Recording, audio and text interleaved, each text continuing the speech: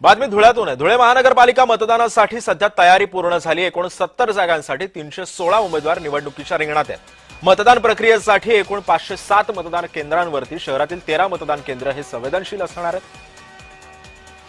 याचाच आढावा घेतला आमचे प्रतिनिधी तुषार परदेशी यांनी।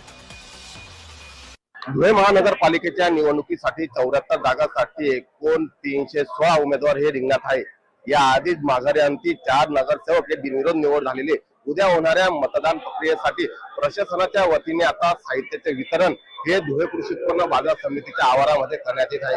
या ठिकाणी जे कर्मचारी लावण्यात आलेले मतदान केंद्रावरती ते आता साहित्य या ठिकाणी घेऊन जात आहे। प्रत्येक कर्मचारी हा साहित्याची या ठिकाणी तपासणी करण्यात आहे। साहित्य व्यवस्थित आहे का नाही, पुरेसे साहित्य देण्यात आलेलं आहे की नाही, ऐन वेळेस या ठिकाणी कुठलीही गडबड होऊ नये म्हणून कर्मचारी या ठिकाणी साहित्याची पुरेपूर या ठिकाणी पाहणी करत आहेत। त्यानंतर ते आपल्या केंद्रावरती जाणार आहेत। एकूण शहरात 507 केंद्रापैकी 13 केंद्र हे संवेदनशील असल्यामुळे पोलीस प्रशासनाच्या वतीने अत्यंत कडेकोट असा पोलीस बंदोबस्त देखील या ठिकाणी देण्यात येणार आहे। कुठलाही अनुचित प्रकार घडू नये यामुळे परिस्थिती साधून या ठिकाणी पोलीस आणि कडेकोट या ठिकाणी पोलीस बंदोबस्त ठेवण्यात आलेले। एकूणच पाहायला गेलं तर आता उद्या होणाऱ्या मतदान प्रक्रियेमध्ये मतदार हे किती प्रमाणात बाहेर पडतात आणि मतदानाची टक्केवारी किती वाढवतात आणि कोणाचं भवितव्य हे आता उद्याच्या होणाऱ्या या मतदान प्रक्रियेमध्ये समाविष्ट होणार आहे।